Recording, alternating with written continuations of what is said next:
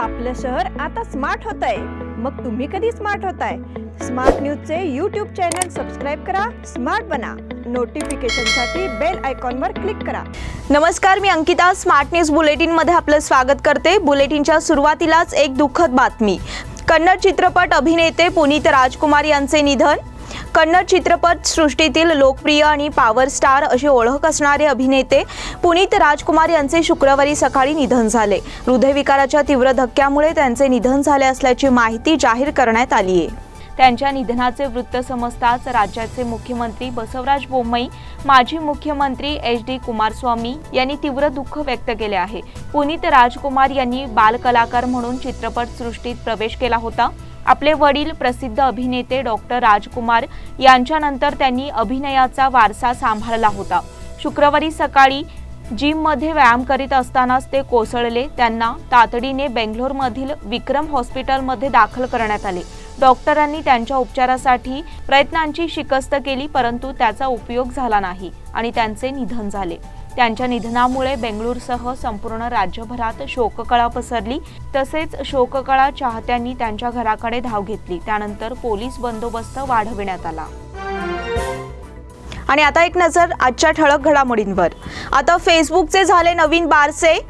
मडिकेरी येथे एकाच शाळेमधील 32 विद्यार्थ्यांना कोरोनाची लागण. सीमा बांधवांतर्फे शनिवारी दसरा चौकात धरणे सत्याग्रह. फटाक्यांच्या आतषबाजीवर आले निर्बंधांचे सावट. काळ्या दिनाच्या फेरीसाठी प्रशासनाकडून अडथळ्यांची मालिका. पेट्रोल डिझेल दरवाढीच्या रौप्य महोत्सव. महिनाभरात झाली 25 वेळा दरवाढ. पीपल ट्री तर्फे विशेष महोत्सवाचे आयोजन. गाईले कन्नडचे गाणे, विसरले कोरोनाचे दुखणे. भोज PKPS लवकरच पेट्रोल पंप सुरू करणार. ट्रकला ओव्हरटेक करण्याच्या प्रयत्नातील दुचाकी स्वार ठार. रंगोली के सप्तरंगों में खुशियों के दीप चमकाए, आराधना के साथ अपनी दिवाली मनाए. कपड़ों की दुनिया में एक भरोसेमंद और गुणवत्तापूर्ण नाम आराधना. गृहलक्ष्मी की सुंदरता की पहचान है साड़ी. घर की औरत का रुबाब और संस्कृति की देन है साड़ी. इस दिवाली के सुनहरे मौके पे आराधना लेके आए हैं महिलाओं के लिए मनपसंद साड़ीज और रेडीमेड सहित बच्चों के लिए आकर्षक और मनपसंद ड्रेसेस. पुरुषों के लिए जेंट्स वेयर में शर्ट, टी-शर्ट्स, जीन्स, फॉर्मल और भी कई प्रकार के ड्रेसेस. जल्द ही अपनी मनपसंद ड्रेस खरीदे सिर्फ आराधना में. बेलगाम के वस्त्र जगत में बहुत ही बढ़िया है आराधना. नए कपड़े पहन के दीजिए दिवाली की शुभकामना. आराधना, मारुती गली, बेलगाम. आयुष्यात अडचणीचे प्रसंग सांगून येत नाहीत. म्हणूनच अशा प्रसंगात पाठीशी उभं राहणारे नाव म्हणजेच अण्वेकर गोल्ड. गेल्या 15 वर्षापासून सोने आणि चांदीच्या दागिन्यावर सर्वात जास्त सुलभ तारण कर्ज रक्कम देणारे आणि सर्वात कमी व्याजदर आकारणारे. कोणत्याही बँकेत सोन्या चांदीचे गहाण ठेवलेले दागिने सोडवून घेऊन आजच्या मार्केट दराप्रमाणे योग्य किमतीस खरेदी करणारे. दागिना असो वा विश्वास, आम्ही मोल जाणतो. अण्वेकर गोल्ड. अण्वेकर गोल्ड 8843 8863.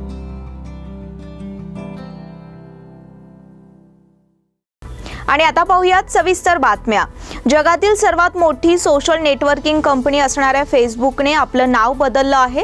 रिब्रँडिंगच्या उद्देशाने हा बदल करण्यात आला आहे. फेसबुक कंपनीचा संस्थापक आणि मुख्य कार्यकारी अधिकारी मार्क झुकेरबर्गने या संदर्भातील घोषणा केली आहे. कंपनीच्या वार्षिक सभेमध्ये बोलताना आता कंपनी जी काम करते ती सर्व फेसबुक या नावाखाली योग्य वाटत नसल्याने कंपनीने मूळ कंपनीचं म्हणजेच पॅरेंट कंपनीचं नाव बदलण्याचा निर्णय घेतल्याचं झुकेरबर्गने म्हटलं आहे.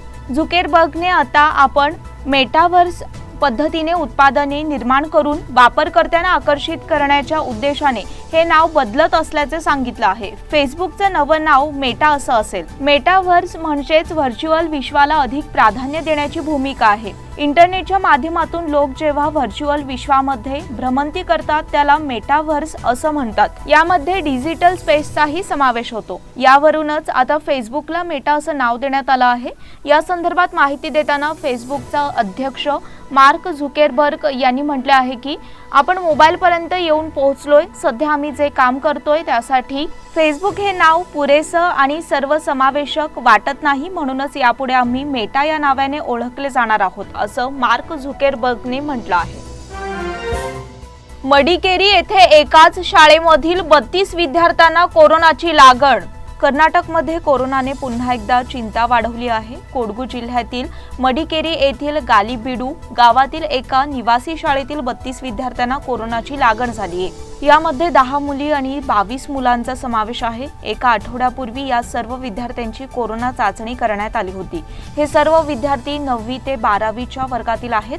जवाहर नवोदय विद्यालयात ही घटना घडली आहे. शाळेतील 10 विद्यार्थ्यांना कोरोनाची लक्षणं जाणवत असून 22 विद्यार्थ्यांना कोणतीही लक्षणं जाणवत नाहीयेत.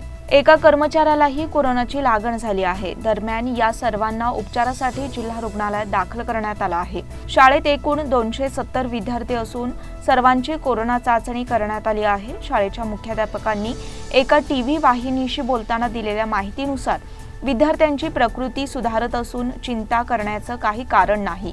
शाळेच्या संपूर्ण परिसराचं निर्जंतुकीकरण करण्यात आलं असून इतर सर्व काळजीही घेतली जात आहे. सीमा बांधवांतर्फे शनिवारी दसरा चौकात धरणे सत्याग्रह. सीमा भागातील मराठी बांधवांवर सातत्याने सुरू असलेल्या अन्यायाचा निषेध नोंदविण्यासाठी शनिवार दिनांक 30 रोजी कोल्हापूर येथे दसरा चौकात धरणे आंदोलन छेडण्यात येणार आहे. गेल्या 65 वर्षे कर्नाटक सरकारच्या अन्यायाचा सामना करत लोकशाही मार्गाने सीमा लढा तेवत ठेवणाऱ्या सीमावासियांनी पुन्हा आक्रमक भूमिका घेतलीय. आता महाराष्ट्रात यायचं या भावनेने पुन्हा एकदा सीमा बांधवांनी कोल्हापुरात रणशिंग फुंकण्याचा निर्णय घेतला आहे. त्यासाठी शनिवार दिनांक 30 ऑक्टोबर रोजी ऐतिहासिक दसरा चौकात राजश्री शाहू महाराजांच्या पुतळ्याच्या साक्षीने 1 दिवसाचे धरणे सत्याग्रह आंदोलन करण्याचा निर्णय घेतला आहे. या आंदोलनात सीमा भागातून मराठी बांधव मोठ्या संख्येने सहभागी होणार आहेत. त्याचबरोबर कोल्हापूरमधील सर्व राजकीय पक्ष, नेते, पदाधिकारी, खासदार, आमदार, मंत्री यांच्यासह विविध घटना संस्था आणि त्यांचे पदाधिकारी कार्यकर्त्यांनी धरणे या सत्याग्रहाला पाठबळ देऊन सीमा बांधवांचा आवाज बुलंद करावा, असे आवाहन खानापूर तालुका महाराष्ट्र एकीकरण समितीच्या पदाधिकाऱ्यांनी केले आहे. फटाक्यांच्या आतषबाजीवर आले निर्बंधांचे सावट. दिवाळी म्हटलं की फटाक्यांची आतषबाजी ही हवीच असे समजणारा काळ आता हळूहळू कमी होण्याची चिन्हे दिसू लागली आहेत. यावर्षी बेळगावच्या बाजारपेठेचा फेरफटका मारला असता फटाक्यांची खरेदी काही प्रमाणात पसरली असल्याची माहिती विक्रेत्यांनी दिली. एकीकडे कोरोनाचे निर्बंध आणि दुसरीकडे पर्यावरण विषयक जागृतीचे वाढलेले प्रमाण यामुळे फटाक्यांच्या आतषबाजीवर स्वयंस्फूर्तीने निर्बंधाची प्रतिक्रिया सुरू झाली असल्याचे दिसून येत आहे. दिवाळीत फटाक्यांमुळे होणारे ध्वनी प्रदूषण आणि वायू प्रदूषण टाळण्यासाठी पर्यावरणाला हानिकारक असे फटाके वापरू नका असा संदेश दरवर्षी दिला जातो. फटाक्यांमुळे होणारे प्रदूषण जसजसे लोकांच्या लक्षात येऊ लागले तसतसा गेल्या काही वर्षांपासून फटाक्यांचा वापर कमी होताना दिसू लागला आहे. मात्र अजूनही काही लोकांना हा पर्यावरणपूरक संदेश लक्षात येत नाही. दिवाळीत फटाके वाजविण्यावरून प्रदूषणासह अन्य समस्यांवरून सुरू असलेल्या चर्चेने आता वेग घेतला आहे. फटाक्यांमुळे होणारे प्रदूषण टाळून पर्यावरण स्नेही दिवाळी साजरी करण्यावर अनेकांचा भर असतो. आवाज करणाऱ्या फटाक्यांऐवजी प्रदूषण न करणारे फटाके वाजविण्यावर भर दिला पाहिजे अशी ही मानसिकता वाढते आहे. दिवाळीच्या दिवशी वाजवले जाणारे फटाके, फटाक्यातून निघालेला धूर आरोग्यासाठी घातक आहे. त्यातच कोरोनाच्या महामारीने लोकांच्या फुफ्फुसावरच वार केला आहे. फुफ्फुसांच्या विकाराचे प्रमाण चिंताजनकरित्या कोरोनामुळे वाढले आहे. या सर्व कारणांमुळे फटाक्यांचा वापर बऱ्याच प्रमाणात कमी होत असल्याची माहिती विक्रेत्यांनी दिली आहे. काळ्या दिनाच्या फेरीसाठी प्रशासनाकडून अडथळ्यांची मालिका. संपूर्ण सीमा भाग अन्यायाने कर्नाटकात डांबण्यात आला. त्याचा निषेध नोंदविण्यासाठी दिनांक 1 नोव्हेंबर रोजी भव्य सायकल फेरी काढण्याचा निर्धार सीमा बांधवांनी केला आहे. परंतु सातत्याने मराठी भाषिकांवर अन्यायाचा वरवंटा फिरविणाऱ्या प्रशासनाने पुन्हा सीमा बांधवांसमोर अडथळ्यांची मालिका उभी करण्याचा खटाटोप सुरू केलाय. आम्ही काळ्या दिनाबद्दल तुम्हाला माहिती दिली आहे, मार्ग दिला आहे. त्यामुळे फेरीला परवानगीबाबत तोंडी नको तर लेखी उत्तर द्या, आम्ही फेरी काढणारच, अशा शब्दात महाराष्ट्र एकीकरण समिती नेत्यांनी पोलिसांना ठणकावले. काळ्या दिनाच्या फेरीबाबत परवानगीसाठी आपण रीतसर लेखी अर्ज केला आहे, त्यामुळे परवानगी देणार नाही असे तोंडी उत्तर नको तर लेखी उत्तर देण्यात यावे असे समिती नेत्यांनी सांगितले। गुरुवार दिनांक 29 रोजी महाराष्ट्र एकीकरण समिती आणि मार्केट उपविभागाचे सहाय्यक पोलीस आयुक्तांच्या कार्यालयात बैठक पार पडली। काळा दिन फेरी काढण्यावरून पोलिसांनी दबाव आणण्याचा प्रयत्न केला। कोरोना तसेच इतर थातूरमातूर कारणे सांगत त्यांनी फेरी काढू नका असे सांगत दबाव आणण्याचा प्रयत्न केला। पेट्रोल डिझेल दरवाढीचा रौप्य महोत्सव, महिन्याभरात झाली 25 वेळा दरवाढ। शुक्रवारी पुन्हा एकदा पेट्रोल आणि डिझेलच्या किमतीत वाढ झाली आहे। सलग तिसऱ्या दिवशी तेल कंपन्यांनी दोन्ही पेट्रोल डिझेलच्या किमतीत प्रति लिटर 35 पैशांनी वाढवल्या आहेत। या आठवड्यात सोमवार आणि मंगळवारी इंधनाच्या किमती स्थिरावल्या होत्या, मात्र बुधवारपासून दरात सातत्याने वाढ होत आहे। एका महिन्यापासून तेल कंपन्या पेट्रोलच्या किमती वाढवत आहेत। तेव्हापासून आतापर्यंत 24 वेळा पेट्रोलच्या दरात 7.45 रुपयांनी वाढ झाली आहे, तर डिझेलच्या दरात 25 वेळा वाढ झाली असून आतापर्यंत 8.75 रुपयांनी वाढ झाली आहे।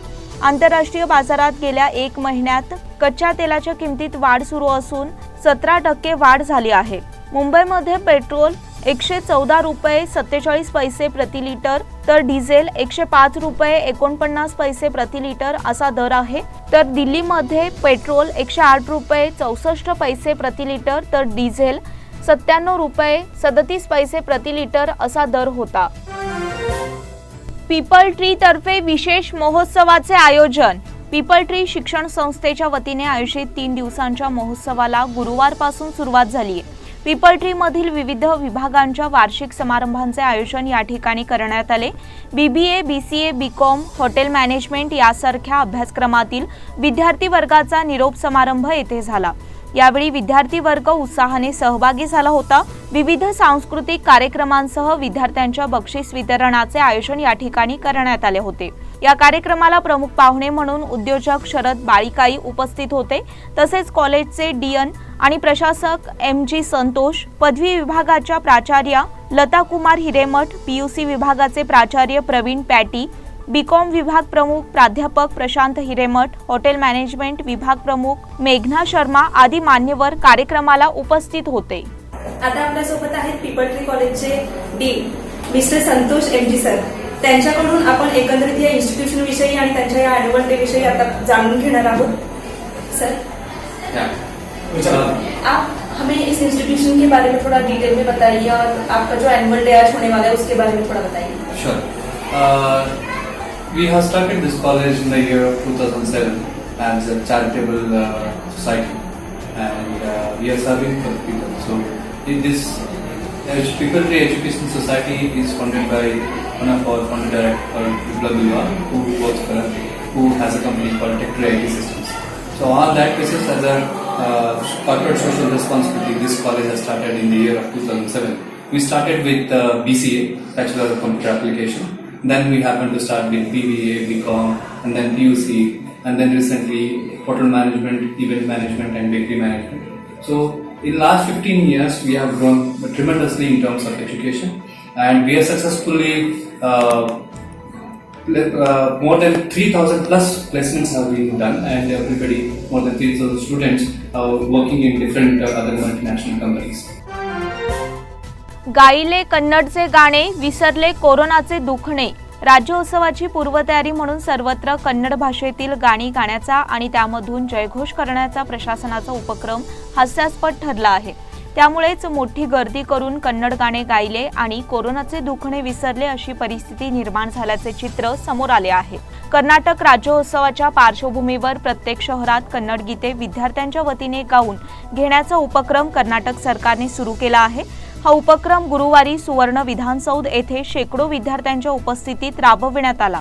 कोरोनाची धास्ती अद्याप कायम असताना आणि अनेक मार्गाचे निर्बंध लागू करत असणाऱ्या जिल्हा प्रशासनाने याबाबतीत कोणती दक्षता घेतली होती याचे स्पष्टीकरण कोण देणार असा प्रश्न आता उपस्थित झाला आहे। विशेष म्हणजे या कार्यक्रमात लोकप्रतिनिधी देखील सहभागी झाले होते, त्यामुळे सरकारी अधिकाऱ्यांना जाब विचारण्याचे सामर्थ्य लोकप्रतिनिधींकडे राहिले आहे की नाही अशी शंका देखील उपस्थित होऊ लागली आहे। बेळगाव शहर आणि परिसरातील विविध शाळांच्या विद्यार्थ्यांना या उपक्रमात सहभागी करून घेण्यात आले होते. कन्नड नाडगीताच्या बरोबरीनेच चित्रपट गीते यावेळी गाण्यात आली. जिल्हाधिकारी MG हिरेमठ आणि इतर अधिकारी उपस्थित होते.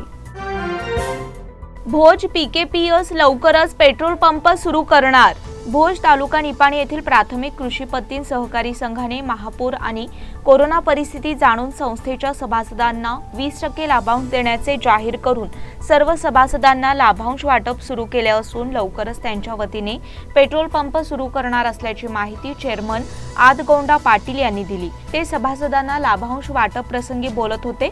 पुढे आदगोंडा पाटील म्हणाले, ही जिल्ह्यातील एक आदर्श आणि 105 वर्ष पूर्ण केलेली सहकारी संस्था असून संघाने नेहमी शेतकऱ्यांचे हित जोपासून त्यांनी आर्थिक उन्नती साधण्यासाठी प्रयत्न केले आहेत. यंदा 2494 सभासदांना 25,02,000 रुपये लाभांश वाटप करून दिवाळीच्या तोंडावर सभासदांना आर्थिक मदत केली आहे. संघाच्या वतीने लवकरच पेट्रोल पंप किंवा गॅस वितरण केंद्र सुरू करण्याचा मानस असल्याचे सांगितले. ट्रकला ओव्हरटेक करण्याच्या प्रयत्नातील दुचाकीस्वार ठार. ट्रकला ओव्हरटेक करण्याच्या प्रयत्नात असलेला युवक दुचाकीवरून पडला. त्यानंतर डोक्यावरून ट्रकचे चाक गेल्याने झालेल्या अपघातात जागीच ठार झाला. ही घटना बुधवारी सायंकाळी अशोकनगर कॅन्सर हॉस्पिटल समोर घडली. निखिल गिल्बर्ट चिनिया जॉवेल वय 30 राहणार शिवबसवनगर असे अपघातात मृत्यू झालेल्या युवकाचे नाव आहे. हा आपल्या मित्राची मोटरसायकल होंडा शाईन घेऊन काही कामासाठी गेला होता. अशोकनगर कॅन्सर हॉस्पिटल नजीक येताच अडचणीच्या जागेतून ट्रकला ओव्हरटेक करतेवेळी तोल जाऊन पडला. यावेळी त्याच्या डोक्यावरून ट्रकचे चाक गेल्याने तो जागीच ठार झाला. दुचाकीच्या गाडी नंबरवरून वाहन मालकाला संपर्क साधण्यात आला. त्यानंतर मयत झालेल्या युवकाची ओळख पटली. या युवकाचा मृतदेह जिल्हा इस्पितळातील शवागृहात ठेवण्यात आला आहे. या घटनेचा गुन्हा वाहतूक उत्तर पोलीस स्थानकात नोंद झाला आहे. या बुलेटिन मधील पुढील बातम्या छोट्याशा विश्रांतीनंतर. Poddar Brothers Jewelers. A perfect blend of traditional and modern jewelry in North Karnataka, Goa and southern Maharashtra, serving since 5 generations.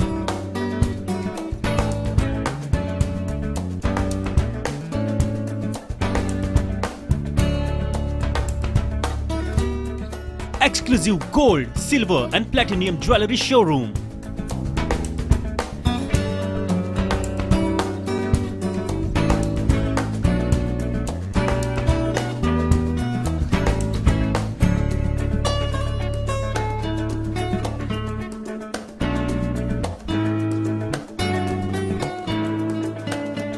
Poddar Brothers, Poddar Sons and Grandsons. Khade Bazar, Belgav. Call is on 0831 240 5550 or 51 or 52 or 53. Visit us at www.poddarjewelers.com. बेलगाम वासियों के पसंद में उतरा उड़ान बार end restaurant. Social distancing का ख्याल रखते हुए हमारा स्टाफ देता है बेहतरीन सर्विस का विश्वास। यहाँ है पार्टी और फंक्शन के लिए 3 आलीशान हॉल, कारपोरेट डिनर मीटिंग के लिए 3 अलग कक्ष, IPL मैच देखने के लिए 3 बड़े स्क्रीन की विशेष सुविधा। इसके साथ ही साफ सुथरा किचन जहां हमारा वेल क्वालिफाइड स्टाफ देता है क्वालिटी और हाइजीनिक फूड की गारंटी। तो फिर खाने की हो बात तो आना परिवार के साथ। उड़ान बार एंड रेस्टोरेंट, लिंगराज कॉलेज के पास, बेलगावी। फोन 0831 243577। विश्रांतीनंतर पुन्हा एकदा आपलं स्वागत। कर्नाटक राज्यात सर्व शाळा सुरळीतपणे सुरू झाल्या आहेत। यंदाच्या शैक्षणिक वर्षात 35 दिवस कमी भरणार आहेत। शिक्षकांनी सहकार्य केल्यास दर शनिवारी पूर्ण दिवस शाळा भरवण्यात येईल असे प्राथमिक आणि माध्यमिक शिक्षण मंत्री BC नागेश यांनी सांगितले। दावणगिरी येथे आयोजित पत्रकार परिषदेत ते बोलत होते। ते म्हणाले, यंदा 35 दिवस उशिरा शाळा सुरू झाल्या आहेत। दसरा सणाची सुट्टी केवळ 10 दिवस देण्यात आली होती। याद्वारे 5 दिवस भरून काढण्यात आले आहेत. शिक्षकांच्या सहकार्याने अभ्यासक्रम पूर्ण करता येणे शक्य आहे. यावर्षी अभ्यासक्रमात कपात करण्याचा विचार नाही. परीक्षा कोणत्या पद्धतीने घ्यावी यावर डिसेंबर महिन्यात तज्ज्ञांची बैठक घेतली जाणार आहे.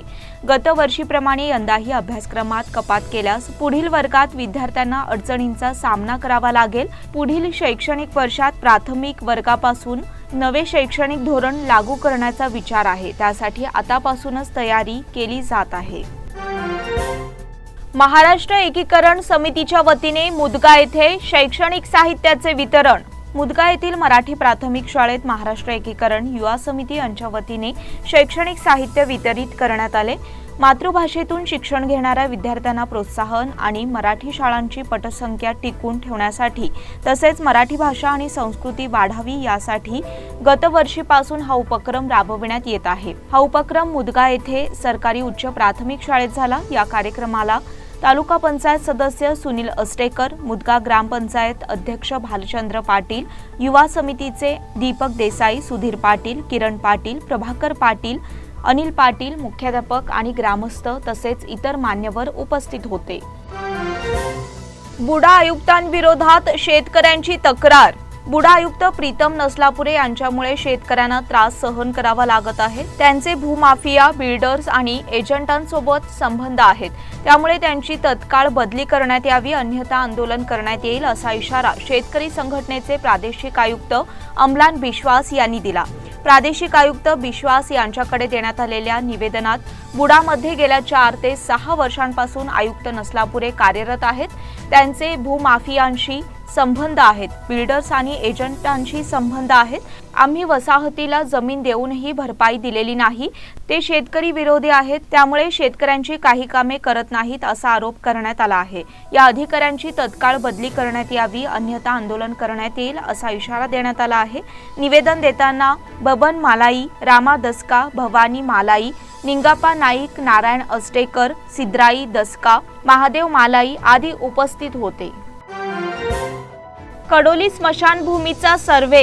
येथील सरकारी स्मशानभूमीमध्ये विकास कामे राबविण्यात येत आहेत. जागेचे सर्वेक्षण करण्यात आले. स्मशानभूमीचे क्षेत्र 21 गुंठे इतके आहे. ग्रामपंचायतच्या वतीने या ठिकाणी कूपनलिकेची खोदाई करण्यात आली आहे. परंतु सर्वेनंतर सदर कूपनलिका हद्दीबाहेर असल्याचे आढळून आले. यामुळे ग्रामपंचायत समोर पेच निर्माण झाला आहे. स्मशानभूमीची सुधारणा करण्याचे काम ग्रामपंचायतीने हाती घेतले आहे. चौथरा बांधण्यात आला असून येत्या काळात संरक्षण भिंत, रोप लागवड, बगीचा आदी उपक्रम हाती घेण्यात येणार आहेत. ग्रामपंचायत अध्यक्षा श्रीदेवी पाटील, उपाध्यक्षा प्रेमा नरोटी, सदस्य राजू मायण्णा, लक्ष्मी कुट्रे, संगीता चिंचगणी, सुरेखा पवार, जावेद तहसीलदार, शेतकरी उपस्थित होते. येळ्ळूर वडगाव शिवारात भात कापणी हंगामाला प्रारंभ. शहापूर, वडगाव, येळ्ळूर, जुने बेळगाव, अनकोळ शिवारात भात कापणी हंगामाला प्रारंभ झाला आहे. शिवारातून भात कापणीसाठी शेतकऱ्यांची लगबग सुरू झाली आहे. खरीप हंगामामध्ये या शिवारात सर्वात जास्त बासमती भात पीक घेतले जाते. या भागातील जमीन सुपीक असल्याने बासमती भात चांगल्या प्रकारे येतो. इतर वाणाची भात पिके देखील घेण्यात येतात. भात पेरणीच्या वेळी झालेल्या पावसाने 2 वेळची पेरणी वाया गेली आहे. तिसऱ्या वेळी शेतकऱ्यांनी रोप लागवड केली होती, त्याची कापणी सुरू झालीये. कापणी हंगाम सुरू झाला तरी अद्याप ढगाळ वातावरण पाहावयास मिळत आहे. त्यामुळे शेतकऱ्यांमध्ये चिंतेचे वातावरण आहे. या भागात थोड्या पावसानेही शिवारात पाणी भरते. पावसाचा अंदाज घेत भात कापणी करण्यात येत आहे. शहापूर शिवारात भात कापणीला सुरुवात झाली आहे. त्याचबरोबर कापलेल्या भाताची मळणी करणे आणि गंजी घालण्यात येत आहे. उजगाव येथील 21वे साहित्य संमेलन 2 जानेवारी रोजी. उजगाव मराठी साहित्य अकादमी आयोजित 21वे मराठी साहित्य संमेलन रविवार दिनांक 2 जानेवारी 2022 रोजी घेण्याचा निर्णय अकादमीच्या बैठकीत घेण्यात आला. बैठकीच्या अध्यक्षस्थानी अकादमीचे अध्यक्ष लक्ष्मण होनगेकर होते. ते म्हणाले, सीमा भागामध्ये कडोलीनंतर संमेलन सुरू करण्यात आलेल्या अकादमीने 20 वर्षे दर्जेदार साहित्य संमेलने भरवून साहित्य रसिकांची मने जिंकली आहेत. कोरोनाच्या काळात देखील 2 वर्षे साध्या पद्धतीने संमेलने भरवून यशस्वी केली आहेत. यावर्षी संमेलनाचा सोहळा भव्य दिव्य पद्धतीने साजरा करण्यात येणार आहे. मळेकरणी देवीच्या अमराईमध्ये सभा मंडपामध्ये संमेलन होणार आहे. संमेलनाचे अध्यक्ष, वक्ते, सत्रे, पाहुण्यांचे नियोजन याबाबत पुढील बैठकीत चर्चा करून संमेलनाची रूपरेषा जाहीर करण्याचे ठरविण्यात आले. उपाध्यक्ष कृष्णाजी कदम पाटील, सेक्रेटरी NO चौगुले यांनी स्वागत करून आभार मानले. बेळगुंदी येथे होणार साहित्य संमेलन. बेळगुंदी गावामध्ये साहित्यप्रेमी मंडळींनी स्थापन केलेल्या रवळनाथ पंचक्रोशी साहित्य अकादमीतर्फे साहित्य संमेलन भरविण्यात येणार आहे. यापूर्वी या संस्थेतर्फे साहित्य संमेलने भरविण्यात आली आहेत. मात्र मागील वर्षी कोरोनामुळे साहित्य संमेलन भरविण्यात आले नव्हते. यावर्षी कोरोनाचा प्रभाव ओसरला आहे, त्यामुळे यावर्षी साहित्य संमेलन भरविण्याची तयारी करण्यात आली आहे. साधेपणाने यंदाचे साहित्य संमेलन भरविण्याचा निर्णय अकादमीच्या बैठकीत घेण्यात आला. बैठकीच्या अध्यक्षस्थानी अकादमीचे अध्यक्ष प्रकाश किणेकर होते. या बैठकीला भाऊराव काकतीकर, षटुपा चव्हाण, नरेश दातार, विश्वनाथ चव्हाण, विलास हुबळीकर आदी सदस्य उपस्थित होते. खासबाग येथे कर्जबाजारी विणकराची आत्महत्या. कर्जबाजारीपणामुळे जोशीमळा खासबाग येथे झाडाला गळफास घेऊन विणकराने आत्महत्या केल्याची घटना दिनांक 28 रोजी घडली. पांडुरंग रामचंद्र उपरी, वय 54, राहणार उपारगल्ली खासबाग असे आत्महत्या केलेल्या विणकराचे नाव आहे. घटनेची नोंद शहापूर पोलिसात झाली आहे. 2019 मध्ये झालेल्या अतिवृष्टीमुळे पांडुरंग उपरी यांचे घर कोसळले होते. त्यामुळे पांडुरंग यांच्या व्यवसायावर गंडांतर आले होते. घर कोसळल्याने सरकारकडून 5 लाख रुपये मंजूर करण्यात आले होते. यामधील 2 लाख रुपये देण्यात आले आहेत. उर्वरित 3 लाख रुपये अद्याप मिळालेले नव्हते. त्यामुळे घरचे काम अर्धवट पडले आहे. त्यातच लॉकडाऊनमुळे विणकामही ठप्प झाले होते. अशा परिस्थितीत कुटुंब चालविण्यासाठी खासबाग येथील युनियन बँकेमधून त्यांनी 4 लाख रुपये कर्ज घेतले होते. यामुळे नैराश्यातून त्यांनी आत्महत्या केल्याची माहिती मुलगा नागभूषण उपरी यांनी शहापूर पोलीस ठाण्यात दिली आहे. जिल्हास्तरीय बॅडमिंटन स्पर्धेला प्रारंभ. बेळगाव जिल्हा बॅडमिंटन संघटनेच्या मान्यतेने बेळगाव क्लब आयोजित शुक्रवारी सकाळी बेळगाव क्लबच्या बॅडमिंटन हॉलमध्ये बेळगाव जिल्हास्तरीय बॅडमिंटन स्पर्धेला मोठ्या उत्साहात प्रारंभ झाला. 200हून अधिक बॅडमिंटन पटूंनी भाग घेऊन उत्स्फूर्तपणे प्रतिसाद दर्शविला. शुक्रवारी सकाळी या स्पर्धेच्या उद्घाटन समारंभाला प्रमुख पाहुणे म्हणून IGP N Satish Kumar, ADC Raghuram, Belgaum जिल्हा बॅडमिंटन संघटनेचे सदस्य आणि जय असुंडी स्पोर्ट्स अकादमीचे प्रमुख अजय असुंडी, बॅडमिंटन प्रशिक्षक भूषण अणवेकर यावेळी उपस्थित होते. यावेळी IGP N सतीश कुमार यांच्या हस्ते दीप प्रज्वलन करून आणि बॅडमिंटन नेटला पुष्पहार अर्पण करून उद्घाटन करण्यात आले. ही स्पर्धा शुक्रवार, शनिवार आणि रविवार अशी 3 दिवस होणार आहे. या स्पर्धेत 11, 13, 15 वर्षाखालील मुलामुलींसाठी एकेरी स्पर्धा तर 45 वर्षांवरील पुरुष आणि महिलांसाठी दुहेरी स्पर्धा आयोजित करण्यात आली आहे. या स्पर्धेतील बॅडमिंटनपटूंना आकर्षक बक्षिसे देण्यात येतील. बेळगावच्या जलतरणपटू अद्वैत दळवी, वेदांत मिसाळे यांचे उल्लेखनीय यश. स्विमर्स क्लब बेळगावच्या अद्वैत दळवी आणि वेदांत मिसाळे या 2 उदयोन्मुख जलतरणपटूंनी बेंगलोर येथे नुकत्याच पार पडलेल्या अखिल भारतीय पातळीवरील 37व्या उपकनिष्ठ राष्ट्रीय जलतरण स्पर्धेत उल्लेखनीय यश संपादन केले आहे. सदर राष्ट्रीय स्पर्धेच्या 10 वर्षाखालील मुलांच्या 5व्या गटात अद्वैत दळवीने 100 मीटर बॅकस्ट्रोक प्रकारात तृतीय क्रमांक मिळविताना कर्नाटकाला कांस्य पदक मिळवून दिले.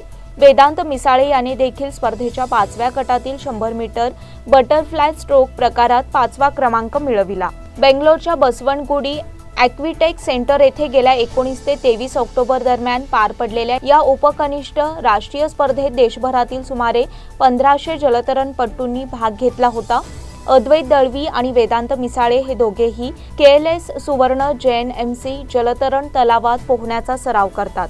त्यांना उमेश कलघटगी, प्रसाद तेंडुलकर यांचे मार्गदर्शन तसेच नितीश कुडचकर, यश शेरेगार, अजिंक्य मेंढके आणि गोवर्धन काकतकर यांचे प्रशिक्षण लाभत आहे. त्याचप्रमाणे डॉक्टर प्रभाकर कोरे, डॉक्टर विवेक सावची, रोटेरियन अविनाश पोद्दार आणि सुधीर कुसाण यांचे प्रोत्साहन लाभत आहे.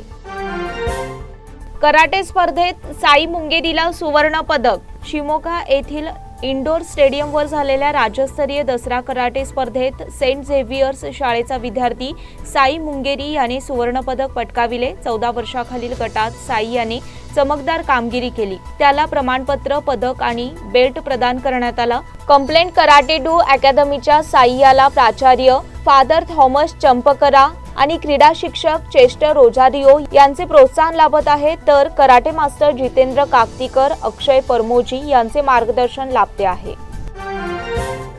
धारवाड विभागीय संघ जाहीर. कर्नाटक राज्य क्रिकेट संघटनेच्या वतीने बेंगलोर येथे होणाऱ्या कर्नाटक राज्यस्तरीय आंतरविभागीय 16 वर्षाखालील मुलांच्या लेदर बॉल क्रिकेट स्पर्धेत बेळगाव शहरातून सिद्धेश असलकर, पियुष गोहिलोट, साईराज देसाई, तनुष धुमाळे, अथर्व नुली, हर्ष व्ही पटेल, हर्ष एम पटेल यांची धारवाड विभागीय संघात निवड झाली आहे. या स्पर्धेतील अ गटात धारवाड विभाग, प्रेसिडेंट 11, रायचूर विभाग, तुमकूर विभाग, व्हाईस प्रेसिडेंट 11 यांचा समावेश आहे. ही स्पर्धा 2 नोव्हेंबर पासून बेंगलोर येथे सुरू होणार आहे. याचबरोबर स्मार्ट न्यूजचे आजचे बुलेटिन इथेच संपले. धन्यवाद.